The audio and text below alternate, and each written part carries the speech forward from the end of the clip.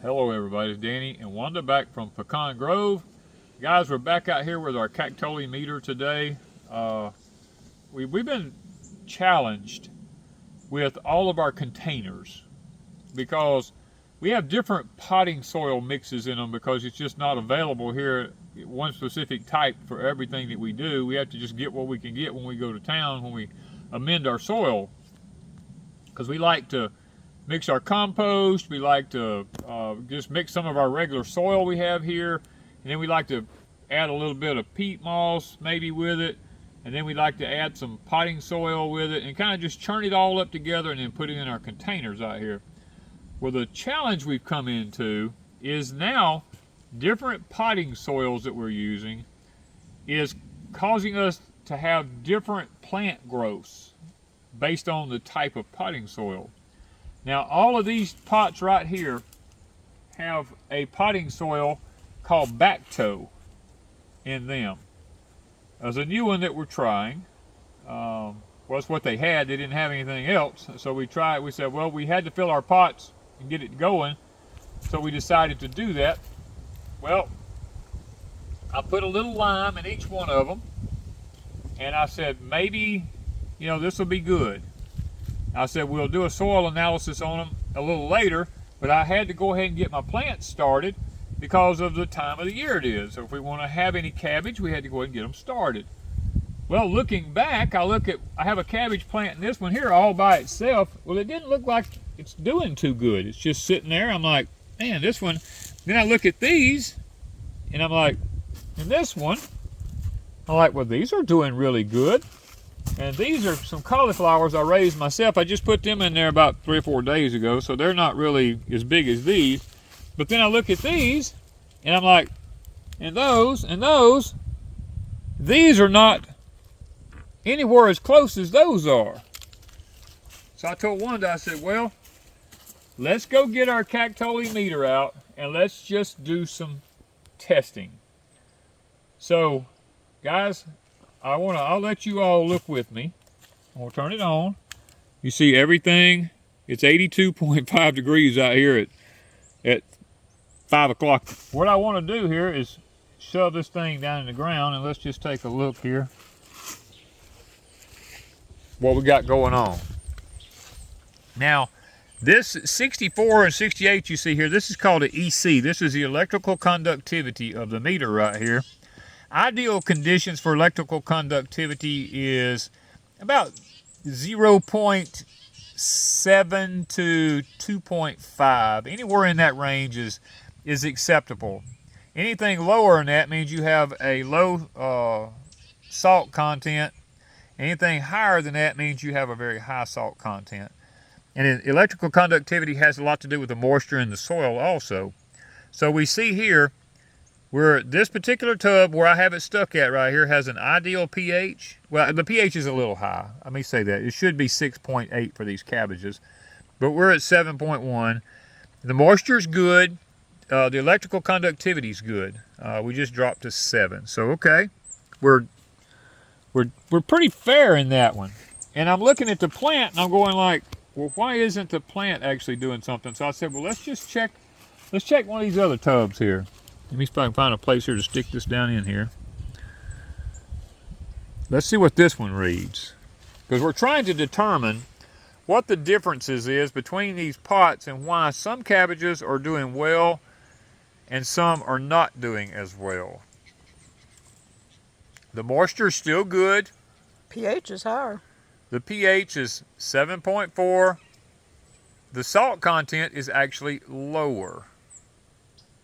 So when the salt content is actually lower, what that means is the ions in the soil is allowing the plant, well, it actually went to 7.3, is allowing the plants to take up more nutrients. When the salt content is higher in the soil, it binds up the ions where the plants cannot take up the amount of nutrients that it needs. So let's look in this one and see if we see the same exact results here. Let's look and see what we have in this one. Right now the pH is high. It's just dropping. It takes it a little while to adjust. But now look at the electrical conductivity of this one. The electrical conductivity of this one is high, which means it's dropping. If we go to 2.5 would be perfect, but we're at 2.7, which means it's a little bit high. The pH is also a little bit high. When the pH is high, also it allows the plants to not be able to take up everything that they actually need in the soil when they need it. But the electrical conductivity of this one was actually better than it was in these other two up here, which means that the soil, the minerals that's in the soil is not bound up and the plants can actually take it up even though the pH is high. Because usually when you have a high pH, nutrients gets bound up in the soil where the plants cannot take them up. So because the electrical conductivity in the soil, the moisture content's right in it, then the plant is able, even though the pH is a little high, the plant is still able to take up some of the nutrients that's in it. Now, let's look at some of these down here where we have these that's not doing so well. Well, I'm not saying they're not doing well. They're doing okay, but let's see if they're not doing as good as the others are doing. Now we see the moisture's still good, but the electrical conductivity is very low in this one. And the pH. And the pH is low in this one. So, with that, we're not being able to take up the nutrients that we need for these plants to be able to thrive as well. You got to bring the pH up, right? We need to bring the pH up. Well, yeah, it really needs to come up just a touch. Now, not much. And people don't understand, the pH in the soil is much like when you go to get your own blood test done for your human body.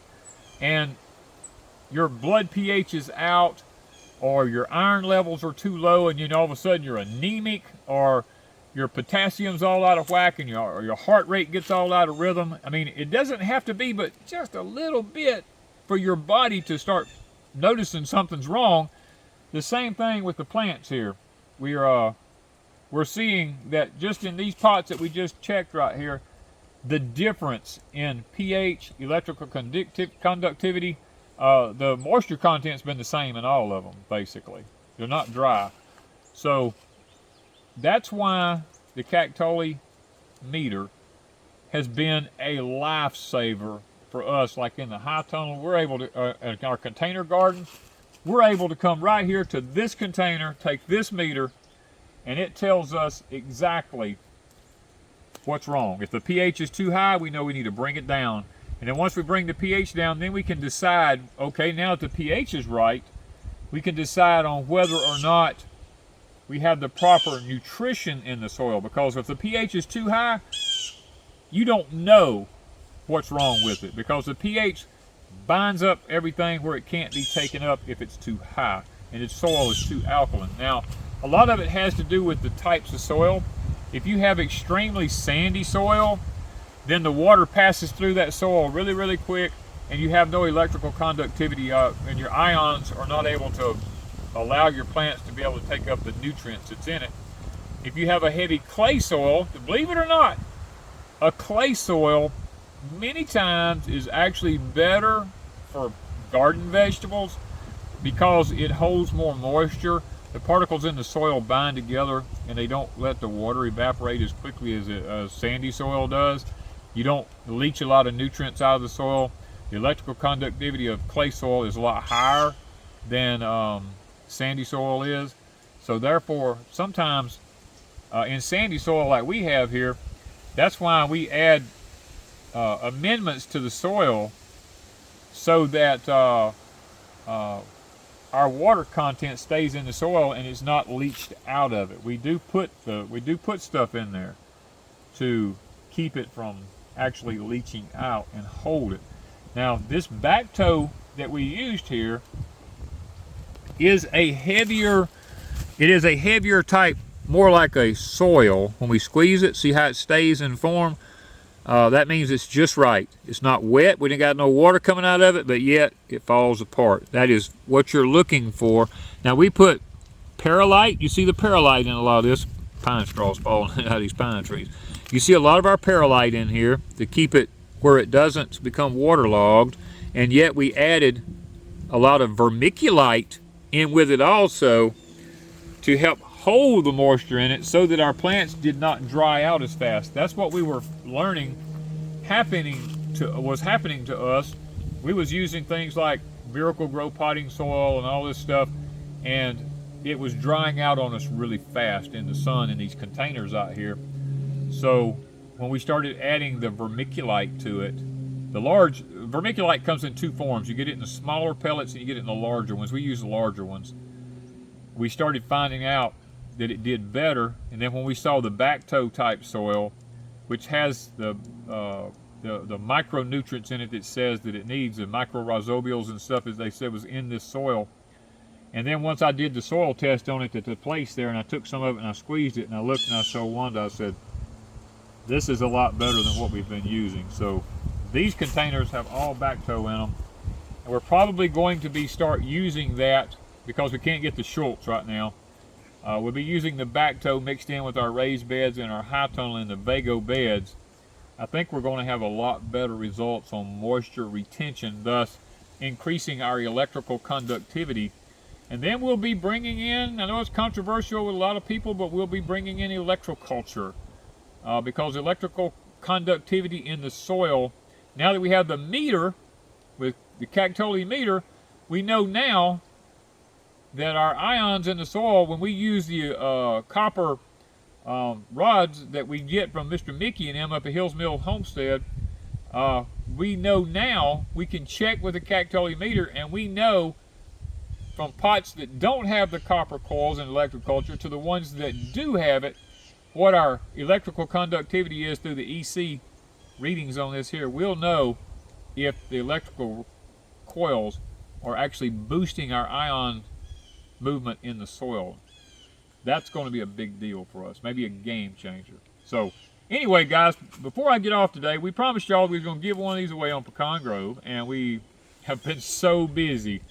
I told Wanda, I said, look, we got to go ahead and get this done.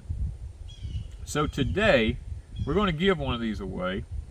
And we went back to the video that we told you we was going to give it away on, and for those who made comments.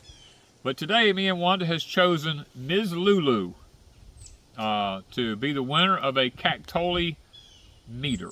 So, Ms. Lulu, if you will contact us at Pecan Grove and give us your information, we will mail one of these out to you to use in your containers, gardening, however you do your gardening. And if you do not contact us on this video, if you do not contact us at Pecan Grove ms@gmail.com, then we will choose another winner from that same video back there where we told you to comment on it. So, Ms. Lulu, contact us and we'll get you your meter to you. Hey, how you like this wind? I'm loving the wind. I mean, today is the first day that we have actually had a breeze. We've been in the 90-degree range of temperatures. As a matter of fact, I can tell you right here, it is, you can look at my watch, it is 5:21 in the afternoon. This is the temperature. 89 degrees out here. Mm-hmm. That, guys, we're not joking when we tell you it's been in the 90s during the day. This thing reads the temperature. And okay, guys, let me turn this back off. What we're going to do as another experiment down the road, we're going to bring out some of the copper coils, and we're going to put it in some of these tubs and not put it in the other tubs. And we're going to see, now you know ahead of time, these two tubs right here have been doing better than that one, this one, and this one. And none of them have copper. None of them have copper coils in them right now. So what I'm going to do is I'm going to, at some point, I'm probably going to bring some copper coils out here. I'm going to put them in, copper coils in one of the tubs that's doing good, and two of the tubs that's not doing good. And we're going to see if it makes a difference in the long run. Now, this video won't happen overnight. It'll take a little while for us to get the results. I mean, you know now in this video, you'll be able to go back to it and you know with no copper coils in anything, you already know what's going on here. So it's not like I'm gonna be cheating.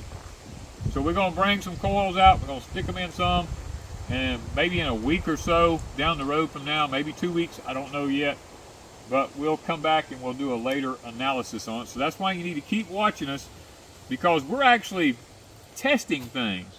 We're actually running legitimate tests to see if things really work like we think they work, and if strange things happen. That's what we're looking for. We're looking with the weather anomalies. You know, we're in partial shade right here, or partial sun, should I say, because we're staying out of the hot sun with these winter vegetables. We're trying to grow us something other than this extreme heat we've been having. But at the same time, we're also experimenting with ways to combat it and to raise a better, more nutritious type food for the future.